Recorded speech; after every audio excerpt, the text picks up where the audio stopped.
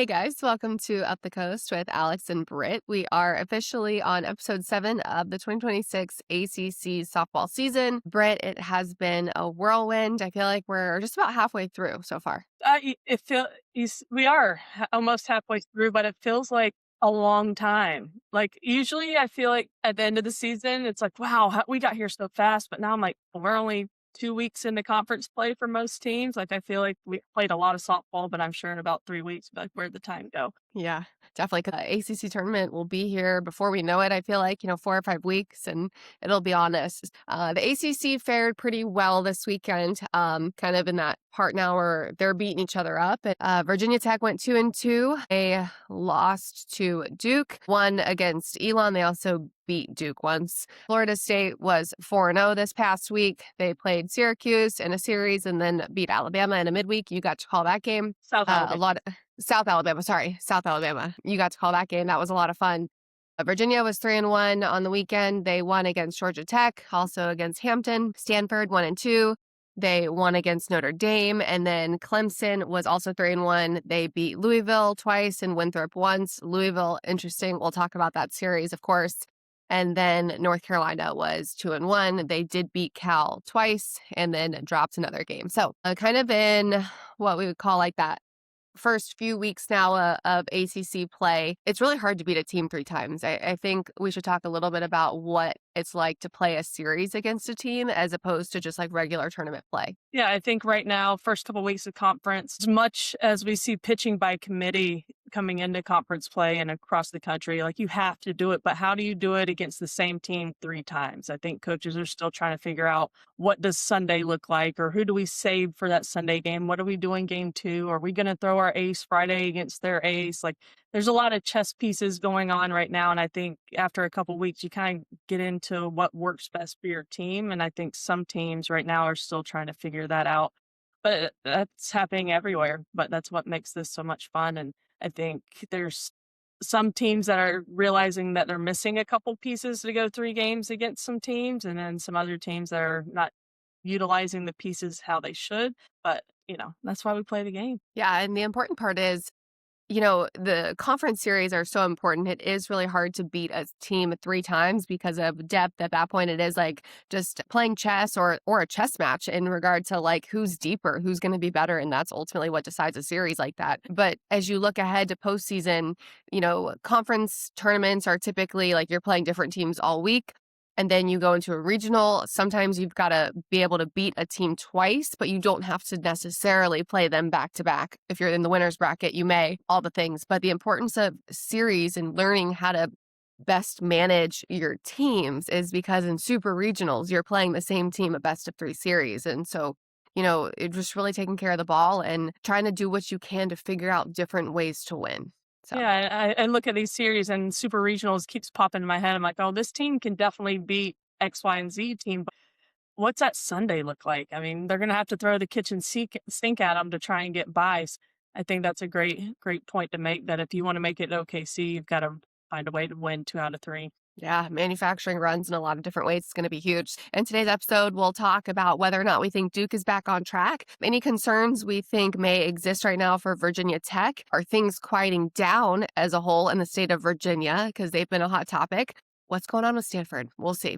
That's an interesting one. How do we feel about Clemson, UNC, Florida State, and of course, some stuff about Georgia Tech and just where these teams are at? Let's first get into, I think, our Blue Devils and how we think they fared this week. Well, I want to give you a shout out. You called it last week. You said Duke was going to take 203, even though that wasn't the popular opinion. Duke had fallen out of a couple polls. Virginia Tech was top 10, and you stuck with your gut and you got it right. That was nice. Duke took Thanks. 2 out of 3. Yeah, it was fun, and that's the people factor, right? Like on paper, a team, yes, can be favored to win because they do X, Y, and Z right, but you got to put in there just like the competitiveness of some of these players, the chip on their shoulder. Like, I'm sorry, there was no doubt in my mind that like Cassidy Curd wasn't going to go into the game a little extra fired up, right? Something to prove. And then, of course, you got Vega, you've got Jennings. Not that anybody wants to lose, but they want to win, I think, a little bit more just to kind of prove, right? Prove to themselves, prove to other people. Yeah, they set the bar so high in that program from the very beginning. Like, Yeah.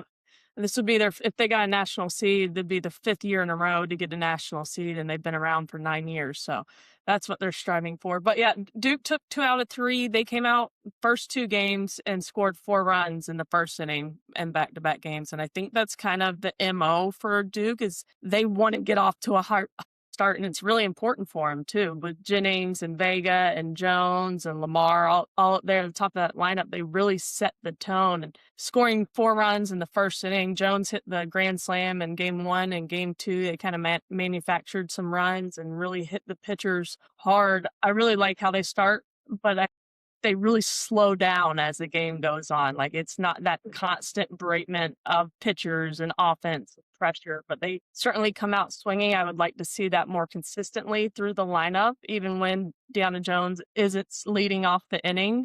I think she's a great table setter, but we've got to find a way to keep that more consistent. I thought with Virginia Tech and their walks were a problem in game 1. The body language of Emma Mazzarone in the circle, in those games that didn't go well was really off to me. She didn't get a call from the umpire. That was a close call. And then after that, it just seemed like everything kind of deflated. And you can tell that she definitely pitches with emotion too, because they had the radar gun up there. And after like a coach would come out and talk to her and you could tell that she was a little pissed off, she would throw the ball about 2-3 miles per hour harder. So I think we talk about Duke's offensive consistency throughout a game, that her mental and emotional consistency throughout a game could definitely use some work. Yeah. Interesting too, right? Like how athletes in general start responding when things aren't necessarily going their way. And I think right now too is a time where you start to have like the roller coaster of a season, like players that started really hot. You're going to have a little bit of a cold part to your season. And a lot of times it's mid-season and that's where we are. And so you're trying to ride the roller coaster, not get too high or too low. But talking about pitching too on the side of Duke, I love to see other pitchers stepping up because Cassidy Curd, like we know what she's capable of. Like she's been really good. She's been trying to find that consistency, but for the combined game between Curd, Wheeler, and Hawkes, I think is great because we've been wondering about the depth, right? And so I'm just really glad to see them win a game with not just Curd in the circle and a big game at that, right? So that was a big relief to me. And then even going back to their midweek against South Carolina, they were able to, that was huge too, right? Like a really good week for Duke overall. Amina Vega was fantastic in the midweek. She was 3 for 3. She was a home run shy of the cycle, so had a double, a single, and a triple. Don't know why I said it in that order, but whatever. I love doubles, I guess. And then just Vega did struggle, though, a little bit. I think even though she had such a successful time in the midweek, she struggled on the shift. And that was an interesting note that you had mentioned, too, with how defenses were starting to approach her, trying to make adjustments. Yeah, it'll be interesting to see moving forward because Virginia put one infielder on the left side with the lefty Vega up to bat, and she definitely did struggle. I don't know if it was a mental thing or maybe she just had a game off, but with the defense being different and then not seeing her perform as well as she usually does, then it definitely makes you think that, hey, she was either trying too hard to beat the shift or she had that extra pressure. There's an extra infielder on this side of the field. But to me, I was like, just bunt, Vega. You have all this space and all this room, just bunt. But didn't see that try and happen. So it'll be interesting to see if teams take that playbook out of what Virginia Tech did to try and quiet her down because she's such a big piece to that offense. But that was interesting to see. I hadn't seen that this year. Good work by Pete DeMore and that staff to try and, you have a couple names circled on the lineup card, and they did a good job with that one. Yeah, then still on Virginia Tech, they did out-hit Duke in both of the first 2 games. So Duke obviously got the win in games 1 and 2, but Virginia Tech out-hit them. And it was just like the timeliness, I think you did say too. Virginia Tech struggled with the walks early and just trying to figure those out. And, you can't have your defense defending walks. There's nothing they can do to help you out there. So Michelle Chatfield, Gabby Mizell, Zoe Yeager, they're really good right now for the Hokies offense, and they've been swinging a really good bat. But yeah, just got to tighten up a little bit on the walks and the free passes. Yeah, I don't think there's anything to be concerned about with Virginia Tech, even after losing this series. This is a good Duke team. I think we mentioned their travel and the teams they played and doubleheaders against top 10 teams at the beginning of the season. I think they were worn down. I honestly do. I think that fatigue was a factor, and you don't want excuses but you have to look at the reality of the situation. And I think for them to take that red eye back from Cal, get home on Monday, go down to South Carolina on Tuesday and get the win there was really big and showed a lot from them. But I think Virginia Tech is just fine. I'm just as high on them as I was before. And I think I'm a little bit more confident in Duke after seeing what they did in that series. Yeah. Let's move on to the other Virginia team. So UVA had a series against Georgia Tech.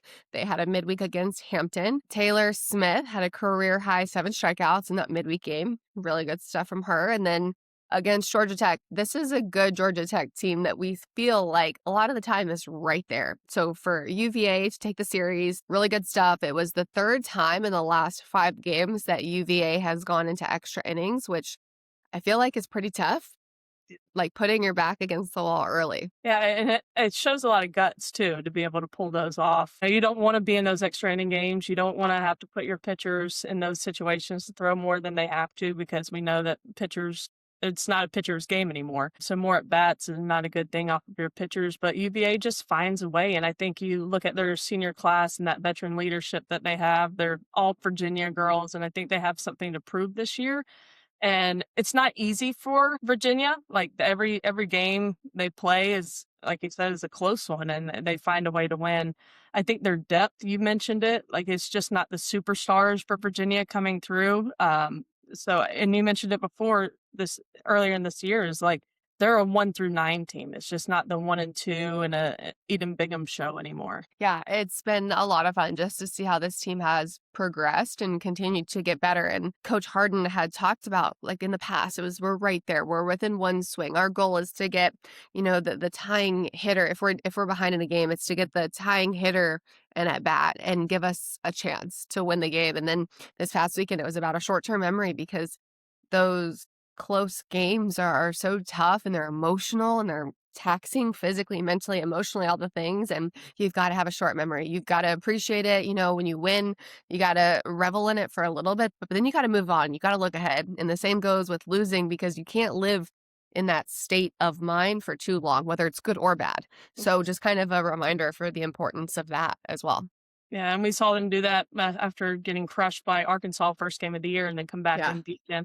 And I think a lot of people were kind of cooled down on Virginia after the UNC series and how that went, even though they won the series. But I think it proved to me they can win a low scoring, close game, but they can also win a home run derby kind of game. So they have different ways to win and play different style of the game, which I thought was really cool. And I think they're just a versatile, deep, smart, gritty team. And then for Georgia Tech, for me, you mentioned it, they are so close. They keep stealing one. They swept the series against Notre Dame, but then they take one for Clemson, they take one here from Virginia, and then in their midweek against Georgia, they had the lead. And it feels like there's always just this one play that should be made. Against Georgia, they had the lead, and then it was a tough play in the outfield, but they had the ball and then they dropped it. And Georgia was able to build off that, score a couple runs, take the lead. And it's just that one play that you're you can always point to where it changed. Yeah. But they're a good team, and that they're so close. So close. Yeah. And then going back to even game 2, it was 10 innings long. Each team had 14 hits. So swinging the bat really well right now. A couple of errors, like you said, just whether it was Georgia Tech in that midweek against Georgia or it was Virginia, just a couple of costly errors that, like you're saying, really makes an opponent. It's not like a game-changing play, because no one play really changes the game, but it's a momentum shifter and right. Tough, right? So Virginia suffered a little bit with that, but one of the things I loved was through 10 innings of work for both teams, they combined for less than 10 walks. So these pitchers were just on it. They were minimal free passes, going right at the hitters, really making them earn it, which is also why you see 14 hits on both sides. But it's good stuff to me. I'd rather they have to earn their way on base with a hit than giving it up with a walk. For sure. You're not giving anything away from free. You're making teams earn it. And I love that. We don't see that very much. Yeah, a couple of big swings too. Macy Eaton, Cassidy Hudson, Reagan Hickey, Alex Call, again, all coming through clutch for Virginia. Eden Bingham got a complete game, which was good to see her coming through. Somebody that struggled a little bit too, just trying to navigate, where are we, injury, all the things, right? Figuring it out. Yeah, and you name the Cassidy Hudson, Reagan Hickey, Alex Call. Those aren't names that you necessarily associate with Virginia unless you like Yep. watch them every day. So Yeah. up and It's down. normally Jade Hilton and whatever else, right? Like those are the big players. So good versatility there. Love to see it. Want to see these teams continue that good streak of just momentum and playing good quality softball. So Stanford Talk about momentum lost, in the opposite direction. or a lack of, right now, unfortunately. Notre Dame took the series. Huge win for the Irish. Yes, congratulations. But on paper, one of those things where you're like, shouldn't happen. Like, I'm sorry, it shouldn't happen. Well, it was tough. Notre Dame won 7-2, or I'm sorry, Stanford won 7-2 and then lost 8-4. Just brutal, like brutal if you're a fan. And it's self-inflicted wounds. 20 walks, 4 hit by pitches, just 11 Ks when Zoe Prostyko was averaging 11 strikeouts a game, but they really started to minimize her and more of a relief appearance. I think they're still trying to figure out their pitching, and then the pitching's not being able to throw strikes and giving up free bases. And I feel from the outside looking in, it kind of feels like a dumpster fire going on in there because their offense. You think about the offense they have and Taryn Kern, and I mean, it's just like Kyra Chan. I mean, it's just, you just look at it, and then the freshman Addison Shepard, like they have so much power and offensive capability that was able to kind of mask that pitching problems earlier in the season. And now it's just all coming to head. Hitting, slowing down, pitching, I don't think is getting better, which is a problem. Yeah. And I don't know if it's lack of consistency. I mean, they're not letting pitchers go very far. Alyssa Houston last year had a lot of problems with walks, and she's right back in that boat again. Yeah. And like you're saying, the hitting can only mask it for so long because at some point the hitters are going to slow down naturally. And when they hit that slump, one, you don't want them all to hit this slump at the same time because then it's painful, right?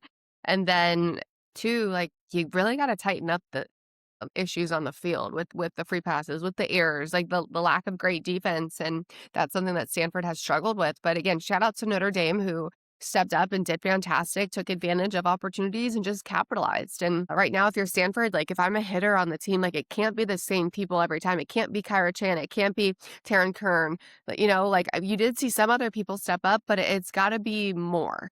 Mm-hmm. And you can't have the big players doing the big plays all the time in the circle or in the batter's box. Like it's got to be other people. And I think that's the unfortunate reality and the importance of depth. Do you ever sense like when the offense is going so well, but the pitching's giving up so many runs, like the sense of frustration as a hitter, like what more can I do? Like if you start getting in that mindset, and then you're really going to slow down offensively. And I'm not saying that's where there are, but from experience, it's like we've been crushing the ball, but hey, 8 runs isn't enough. Are you kidding me? Like, yeah. And then you start making these excuses, and then it just kind of tumbles out of control from there. Yeah, I completely agree. And I think that's also frustrating as a coach too, because you know it, whether you're the hitting coach or the pitching coach.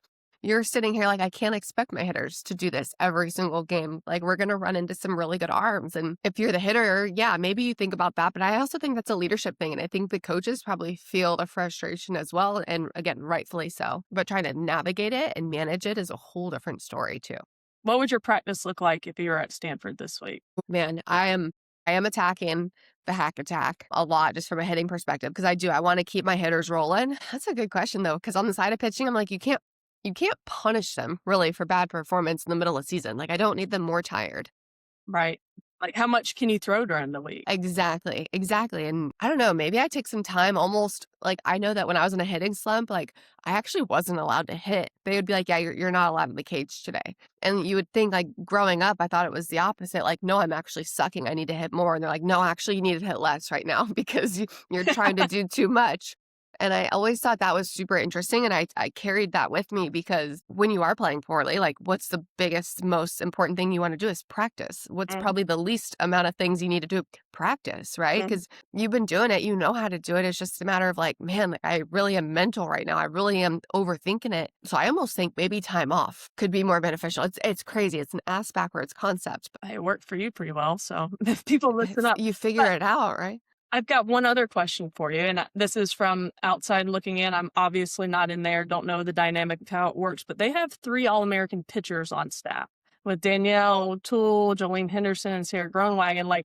And pitchers are struggling, and I think they have struggled more as the season has progressed. Like, is there too much information possibly going at these pitchers? Like Danielle O'Toole is clearly the one that goes out to the and talks to the pitchers and calls the pitches, but like could there be a situation where you have too many leaders in the pitching department trying to fix this and this and this instead of coming from one point person? Could definitely be the case. And I think that's too where like the importance of having conversations to know who's saying what is crucial. And I think that it starts again at the top, like from a leadership and management perspective, is it's like information for hitters when they're hitting. Like there is a thing as too much information and overthinking and at bat. And you're almost trying to simplify. So again, I'm not a pitcher. You would know more as a catcher and how to manage that. But I definitely think it's possible. We don't know what's being said and what's going on from that perspective. But yeah, different philosophies can definitely clash as well if they have them. So what do you think? And what do you think about the practice too? Like what would practice look like this week?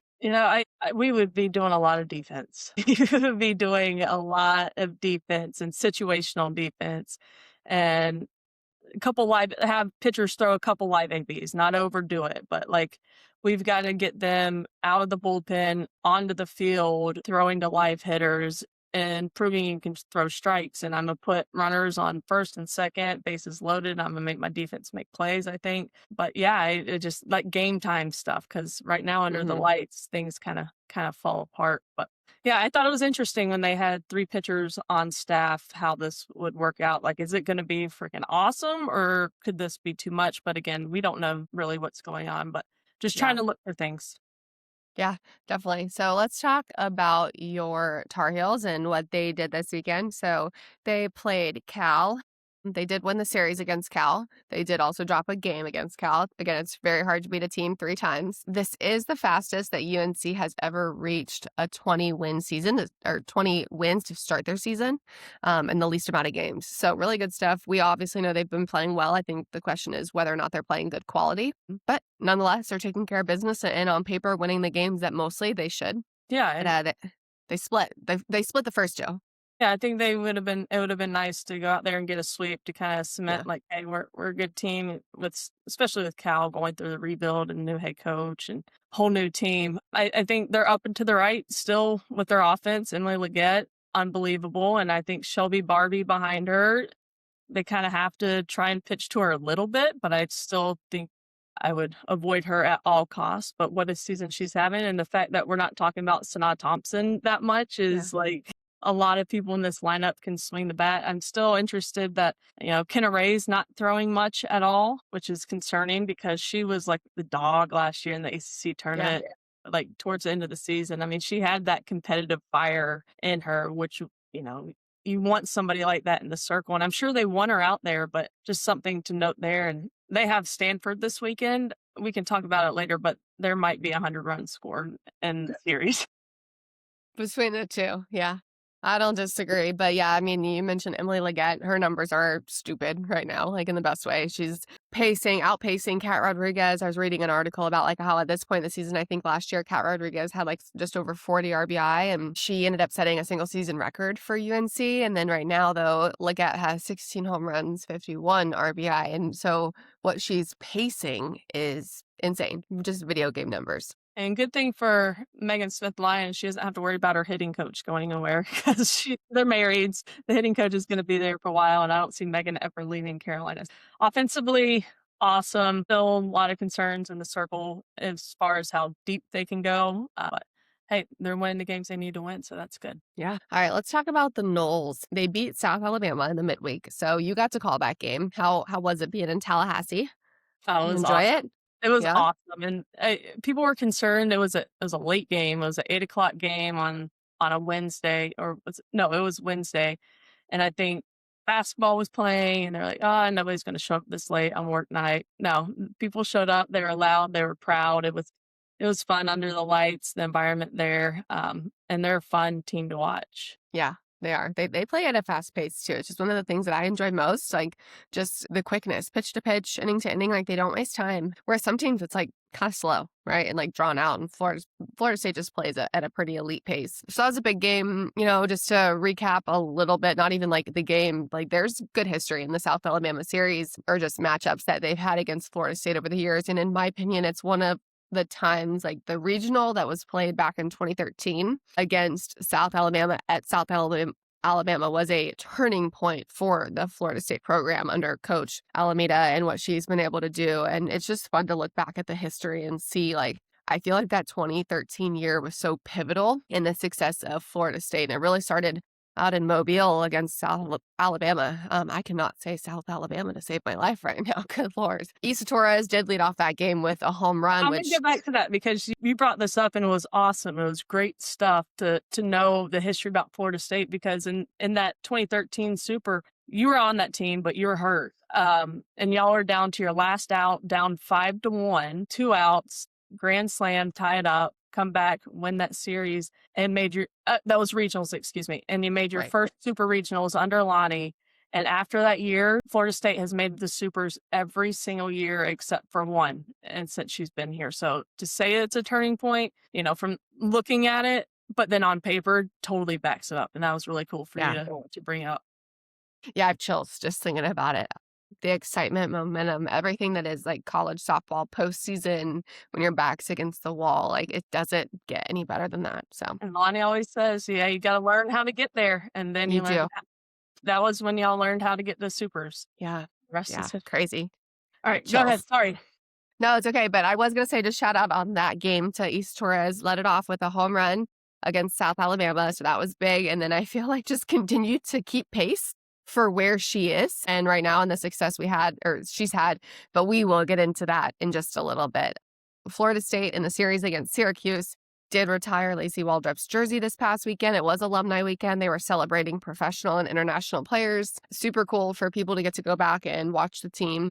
I wasn't able to attend because I was calling games myself, but love to see like it on social and just all of the celebration and everybody coming together. So really good stuff. But let's talk. I don't even want to talk about Torres yet, if that's okay. I want to talk about Jason Beecham. She had a really good game on Sunday, game 3. She had 5 RBI. It tied her career best. This is a player that, again, National Freshman of the Year, was just fantastic freshman year. Sophomore year was hard. Like she struggled, but she was still good. She just struggled for, her standards, right? And what people had expected of her after having the freshman campaign that she did. So love to see her getting back going. Started a little slow this season, but has really picked up, has been fantastic in my opinion. You got anything on her or any other players right now for Florida State?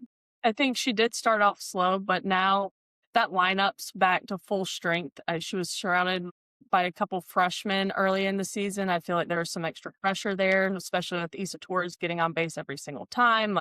I'm the one that has to get her in, but now Kennedy Harp's back in the lineup. The freshmen have almost half a season under their belt. They've really stepped up, and I feel like she's just coming into her own right when it matters most. And defensively, I think Torres and Beecham, that left side of the infield, is the best left side of the infield in the country. Yeah, definitely agree with that. It's good stuff. What they're able to do, they're quick, they're communicative, they're supportive of the pitchers. It's been fun to watch to the leadership. Isa Torres has been lights out. We'll talk more about her stats in a little bit when we give her a special shout out. But the fact that she's been 11 for 11 since returning, or she's 11 for 11 this week, I'm sorry. She's reached safely in her last 18 plate appearances and is putting up insane numbers since she came back from injury. Kind of suffered maybe a mild concussion in a game against Alabama a few weeks ago. Took about 8 games off and has been lights out ever since. It is insane what she's doing offensively. And watching her in person, you get just a little more of what she's doing. Is she's not trying to do too much. Like she is so good with just putting the barrel to the ball, and like she'll get fooled on a changeup, and by fooled I mean she's out in front, still barrel on it, but it's foul. If they try to go back to that changeup again, she's gonna hit it into a gap. Like she's so quick at learning from pitch to pitch. Like you can't double dip on her. You get her once, and I can get her again there with that pitch. You can't. Like you have to have multiple ways of getting her out.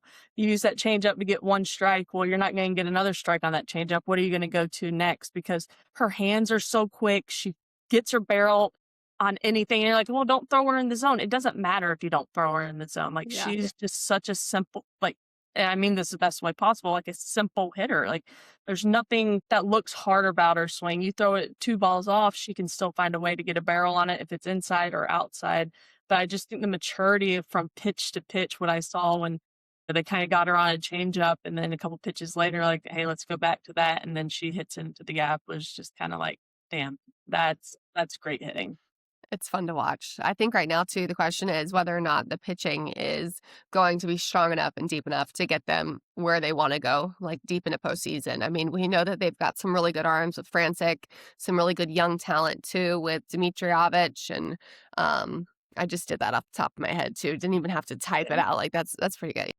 And some of the young pitchers that they have in the circle, but definitely have the potential to go deep. We'll see. Yeah, I think they're in the same situation a lot of staffs are in right Yeah. now. Is like, how are we gonna fit these pieces together to work the best? Like who works best off of who? And I think also finding the strike zone is kind of an issue, but get that cleaned up, and then we all trust in Lonnie to put the pieces where they need it. Should we get that on a shirt in Lonnie We Trust? Yes, I think we absolutely. should. I would wear it.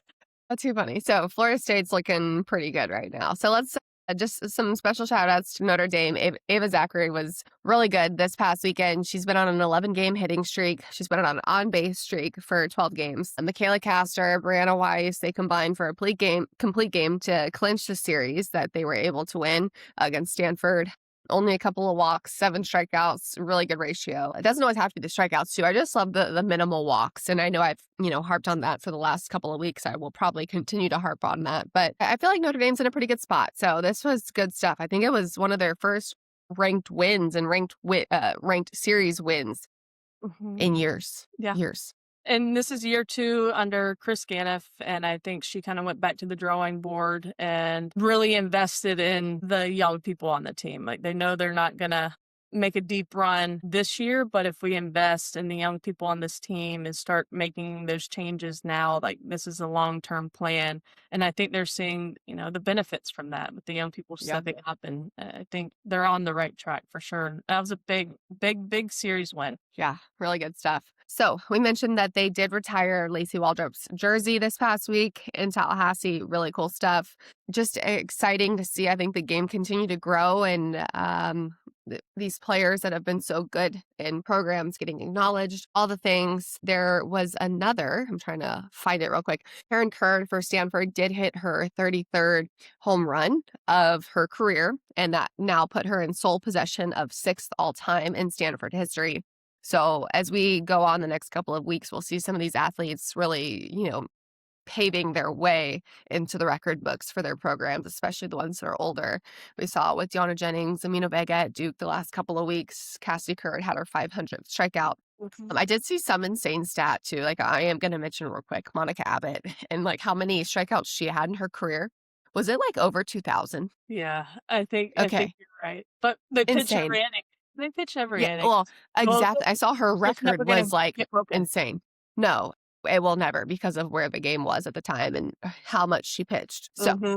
I was like, is that real? So I like had to Google like her actual career stats because I was like, that is weird. I haven't heard of that in ever since I've been playing. Like, I look at the record books now and, it's like if a pitcher reaches, 500 is great. If a pitcher Yeah, reaches 1,000, it's almost unheard of at this right. point. Anyway, sorry, I had to say that because I was like, what? Is that right? Is that accurate? Standout performance of the week, I think for both of us was Isa Torres. Like, we did talk a little bit about how she's been 11 for 11 recently, and just what she's done, I think, is absolutely insane. She's reached base in all 16 of her plate appearances last week. She did have 6 walks. Like, just, you can talk more about her season numbers, and I'll get into just a little bit too, I think, about big picture of what she's been able to do, really set the tone at the top of the order. She has reached base safely in 60 of her 85 plate appearances this season. Like, I think that alone is absolutely insane. And then I'll let you get a little deeper into some of the other numbers and averages that she has, but she's the best hitter in the country, period. 100%. And if you need more proof, let's look at the numbers. She's bat on the season, 648. She has 4 home runs, 16 extra base hits, 11 walks, and just 5 strikeouts. Like, she had 5 strikeouts on the season last year. and she's continuing that trend of not striking out. Like we mentioned it, like you can't get her out by throwing it off the plate. You're gonna because she'll take a walk. She is getting a hit almost 7 out of 10 times. And in our Insane. sport's supposed to be flipped. Like you're supposed to get out 7 out of 10 times, where she's the complete opposite. It's just we're watching. I mean, she could go down, better than I do, and I don't want to put this on her, but maybe the best hitter in Florida State history. Yeah. I definitely think so, especially if she keeps pacing where she's Yeah. pacing, but give or take a little bit too. Like, I mean, it is absolutely, she will have one of the best seasons in program history. So insane what she's been able to do. Love it. So much fun to And the way watch. she Such a plays. good kid. Yeah. Yeah, you mentioned good kid, but like absolutely, like she just has this joy that just comes off of her, and she's just like she hits that home run against South Alabama, and I can tell like she just can't wait to get back to her teammates. Like she doesn't want to be alone jogging the bases on a home run. She just wants to go hug her teammates, and I mean to have somebody that's that good and that good of a person, like Yeah. she does it all. Love it for her. Yeah. And it's national storylines this week. Texas Tech was supposed to travel to Tallahassee. They could not make the trip, unfortunately. They were supposed to have a midweek against Stetson, which is here in Central Florida. And then they were supposed to play Florida State on the midweek on Wednesday. And then they were playing UCF this weekend for the series. But they couldn't make it. Travel conflicts, canceled flights, bad weather, all the things. We've seen it across the country. You unfortunately had it happen as well for your travel and the games you were calling. But yeah, I think part of the joke was, is Texas Tech scared or what? No, but I don't No. know. What do you think? I hate it. I hate it for the sport. Like this was the matchup that we've had circled, and we saw them at Clearwater. Florida State was 3 inches from walking it off, loses that game, and it's like, all right, how much closer has Florida State closed that gap? Like how close are they now? Like this was going to be that perfect midseason test to see where they were at, and just as a fan and people that love softball, Mother Nature really took this one away from us, and it stinks, but maybe we'll see it again, but can't do anything about it. I hate it though. Control the controllables. Yeah. And then down goes number one. So Tennessee got their first loss last weekend. They lost to Mississippi State. My good friend was on the call. So much fun. How was the call? How was it getting that game? It was incredible. It was like we've talked about like how many home runs are hit, how many walks, like these long games. It was a legit pitcher's duel for 3 games, a walk-off or go-ahead hit in the home run in the 9th inning, game 1, then a walk-off and 1-0 game in game 2. I mean, these games were like an hour and 40 minutes. I mean, pitchers just hammering the strike zone, and then Carlin Pickens comes back on Sunday. If anybody's concerned if she's injured or not, she was throwing 75. She hit 76. Like, she's good to go. I can promise you that. I think Mississippi State did a good job or helped her out a little bit chasing out of the zone. But I think it's a testament to Tennessee, too. They lose a game and they're still number 1, and I don't disagree with that one bit. I think they're a great team. We don't have any undefeated teams anymore. Alabama dropped 1 to Arkansas. Grand Canyon just dropped 1 to Oklahoma State. So no more undefeated. Everybody's got a loss on their resume. Yeah. It's hard. Winning is hard. Mm-hmm. So just continues to reiterate that. But all right, my favorite segment of the show, I'm not going to speak for you, but BS or no BS.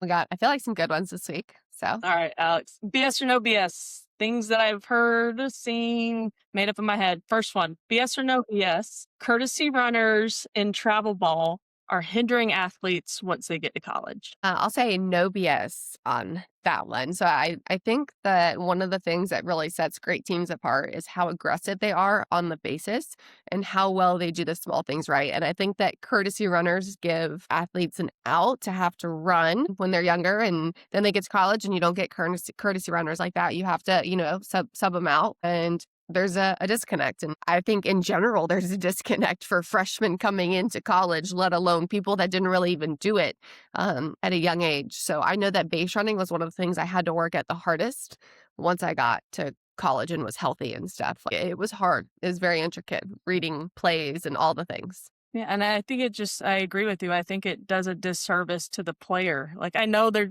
have these time windows and they want to hurry up, but you're also telling players, not just the one you're running for, that base running is not that important. Like, come on, you're just running the bases. But if you want to be a high level softball player, you have have to know how to read balls, run bases, take extra base hits. It's all about softball IQ. And I think the extra, 30 seconds you might have to wait while somebody else is warming up the pitcher for the catcher to get their gear on is not worth it to the detriment of learning the game and being able to compete at the next level at a high level. Yeah, I agree. All right. Next one, BS or no BS. This is something that I saw live, saw on Twitter, a lot of conversation about waving at a batter after a strikeout is super swaggy and cool. I'm going to say BS on this one. I think of all the great athletes across all sports. I think the thing they didn't have to do was flaunt it when they were playing well. Like, there's one thing in the moment, like to just appreciate like a home run or something, right? Like to just like for 1 second, but you're never like disrespectful to the other team. Like, if you're pimping a home run swing, like it's kind of selfishly more about you or your team. Like, you're looking into your own dugout. You're never like looking at the pitcher and pointing and like doing something just like super embarrassing. So yeah, I'm going to say BS because like to me, a celebration should be more about you in the moment with your teammates, never about the other team or another player. 100% agree. And this is something that I've had to come a long way up with the celebrations and the emotions now that we see in softball. I talked to Karen Weekly before the series this weekend, and that's something that she's had to evolve as a coach too. Like, let your players have fun. Like they want to have fun. And just because they're celebrating it doesn't mean that they think they've accomplished what they want to accomplish. And she had to learn that. And she said, though, we can celebrate, we can have fun, but it'll never be about anybody else but our team. Celebrate your team, your success with your team. I will not stand by going after the other team after you strike them out or record an out. I don't like it. I don't like it. I agree with you. And the one instance, and we won't sit here and like talk names and stuff, but like the one instance that I think we saw it happen, I don't even think the team had won a conference game at that point. So it was almost like, what are you waving at? Like, how about you just get your ass in the dugout and go worry about winning a game? Because like you haven't done that yet in conference play. I don't know. Just my 2 cents. And you see the big celebrations. Oklahoma started it. Maybe they didn't start it, but they were the most visible, with the walk and celebrating a walk. But they're always looking in their dugout. Like, they have this tunnel vision to their team. It's all about their team. And I'm not sure if these young kids that see that understand like what's happening and try to emulate that and kind of capture that energy, but they're doing it in the wrong way. And Wrong. But to me, that's if they don't understand it and they're trying to emulate something, somebody at the top needs to, hey, let's have a conversation. That's not how we do it. Yeah. Okay. All right. Moving on. BS or no BS. Upsets in the ACC are coined as that team's just overrated. But when we see upsets in the SEC, man, that conference is deep. I'm going to agree with your statement, and I think it's BS. So I think that we discredit teams in the ACC when they get upset on paper. Like Virginia Tech, like, you're almost like discrediting Virginia Tech's talent and just saying like, hey, Duke's a really good team. And I think that we need to do that more. Like, I think that we need to say, hey, Duke is just really good. They should have won that game because they played better. But it's not a knock at Virginia Tech. It's everybody's so quick because of the SEC and the standard that they've had for so long. Everybody is so quick. Like, if Ole Miss takes a game from Tennessee, it's not like, oh, Tennessee's not the number one team. It's like, oh, wow, Ole Miss is really good too. Like, holy cow, they played really well. So I think that that's, a reputation thing that the conference as a whole needs to just continue to work at. I think they've done a great job. I think that they've really figured it out in scheduling difficultly in the beginning parts of season. And so just trying to keep that streak alive. Yeah. ACC doesn't get the benefit of the doubt for sure. And I think, history-wise, they haven't scheduled the hard out-of-conference games, but we've seen that, like you mentioned, that out-of-conference are definitely playing a better schedule. Like, hey, so when we get into conference and beat up each other, we get the benefit of the doubt now more often than not. But that's just something that I think needs to continue to improve on and build on. And I think coaches know that. But I think that narrative is just really easy to say now. Like, oh, the SEC is so deep, they're just going to go beat up on each other and they're going to have these bad records at the end of the year because they just beat up on each other. Whereas the ACC, they're just not good because they're losing to teams on paper they shouldn't. So I think we could be part of that narrative, and they've got to do their part too. And I think we're working there. Agree. We're Agree. almost We're there. almost there. So, So most most excited to excited watch to this watch this week. I think week. there's a couple of good series that are coming up with Stanford at UNC and then Duke at Georgia Tech. Mm-hmm. You feeling good about those? You excited for those? I'm excited for both of them. Yes.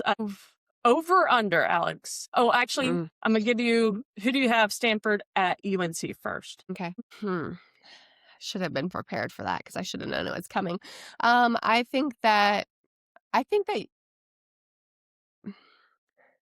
ah man, I'm always struggling with these. Good things that'll It's speed a me good up a thing. little. It's a good thing. It is. It is. I think that Stanford should win. I just think they haven't been playing well. So I'm scared that even though they've been good up to this point, and last week was a little shaky, like I think that UNC could win too. I think it'll be the closest series we've had. I definitely don't think anybody's sweeping. I'm just concerned. I think UNC will win the series. I'm going to say that. I think Stanford pitching is struggling a little too much.